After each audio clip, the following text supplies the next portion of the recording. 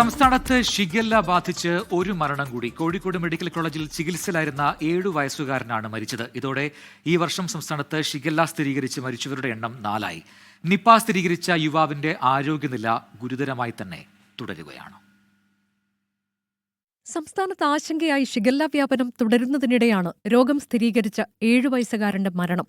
Kozhikode medical കോളേജിലെ മാതൃശിശു കേന്ദ്രത്തിൽ ചികിത്സയിലായിരുന്ന മലപ്പുറം കോഡൂർ സ്വദേശി ആർജവാണ് ഇന്ന് പുലർച്ചെ മരിച്ചത്. ഈ മാസം 12-നാണ് കുട്ടിയെ കോഴിക്കോട് മെഡിക്കൽ കോളേജ് ആശുപത്രിയിൽ പ്രവേശിപ്പിച്ചത്. തീവ്രപരിചരണ വിഭാഗത്തിൽ ചികിത്സയിലിരിക്കെയാണ് മരണം. ഇതോടെ ഈ വർഷം സംസ്ഥാനത്ത് ഷിഗല്ല ബാധ സ്ഥിരീകരിച്ച് മരിച്ചവരുടെ എണ്ണം 4ആയി. കോഴിക്കോട്ട് 3 പേർക്ക് കൂടി രോഗം സ്ഥിരീകരിച്ചു. ചങ്ങരോത്ത്, ഫറോക്ക്, പുതിയങ്ങാടി എന്നിവിടങ്ങളിലാണ് രോഗബാധ. തദ്ദേശ സ്ഥാപനങ്ങൾ കേന്ദ്രീകരിച്ച് ക്ലോറിനേഷൻ നടപടികൾ ഊർജിതമാക്കിയെന്ന് ആരോഗ്യവകുപ്പ് അറിയിച്ചു. വയനാട് ജില്ലയിലെ സ്കൂളുകളിലെ കിണറുകൾ പരിശോധിക്കുന്നുണ്ടെന്ന് മന്ത്രി ടി സിദ്ദിഖ് പറഞ്ഞു.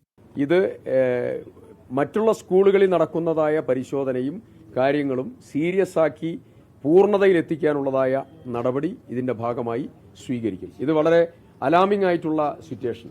കോഴിക്കോട് നിപ്പ സ്ഥിരീകരിച്ച രാമനാട്ടുകര സ്വദേശിയായ 43-കാരന്റെ ആരോഗ്യനിലയും മാറ്റമില്ലാതെ തുടരുകയാണ്. മെഡിക്കൽ കോളേജിലെ ഐസൊലേഷൻ വാർഡിൽ വെന്റിലേറ്ററിലാണ് രോഗി. സമ്പർക്ക പട്ടികയിൽ 103 പേരുണ്ടെങ്കിലും ആശങ്കപ്പെടേണ്ട സാഹചര്യമില്ലെന്ന് ആരോഗ്യവകുപ്പ് അറിയിച്ചു. നിയന്ത്രണ വിധേയമെന്ന് ആരോഗ്യമന്ത്രി കെ മുരളീധരൻ. ഇത് ഒരാൾക്ക് പോലും, ഈ രോഗി ഒഴിച്ച് ബാക്കി ഒരാൾക്ക് പോലും സ്ഥിരീകരിച്ചിട്ടില്ല. ഇപ്പോഴും ടെസ്റ്റ് നടത്തുന്നുണ്ട്. ഞങ്ങൾ ടെസ്റ്റ് വ്യാപിപ്പിക്കുന്നുണ്ട്. ഇനിയിപ്പോൾ അത് മറച്ചു വയ്ക്കാനല്ല, ടെസ്റ്റ് വ്യാപിപ്പിക്കുന്നുണ്ട്. ഇതുവരെയായിട്ട് ഒരു കുഴപ്പമുണ്ടായിട്ടില്ല. ഞാൻ ഇത് കൺട്രോൾഡാണ്. എന്താണ് ഈ പ്രതിപക്ഷത്തിന് ഇത് വ്യാപിക്കാനാണോ അവരാഗ്രഹിക്കുന്നത്? മെഡിക്കൽ ബോർഡ് യോഗം ചേർന്ന ശേഷം രോഗിക്ക് ഒരു ഡോസ് കൂടി മോണോക്ലോണൽ ആന്റിബോഡി നൽകുന്നത് പരിശോധിക്കും. 24 കോഴിക്കോട്.